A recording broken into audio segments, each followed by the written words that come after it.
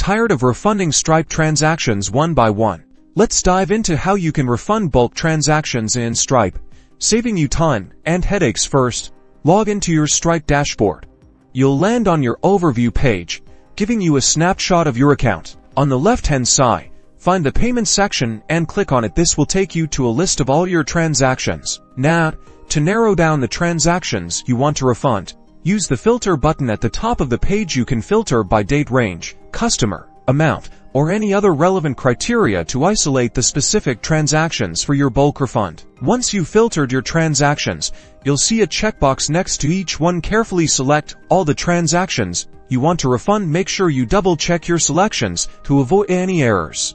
With your transaction selected, look for the refund button, usually located at the top of the payments list. Click on it. A dialog box will appear, giving you the option to issue full or partial refunds. You'll also need to select a reason for the refund from the drop-down menu. Choose the appropriate option and add any relevant notes for your records. Review all the details one last time to ensure accuracy. Then click Refund. Stripe will then process all the refunds simultaneously, and you'll see a confirmation screen displaying the number of refunds processed and the total amount refunded. And that's it. You've successfully refunded bulk transactions in Stripe.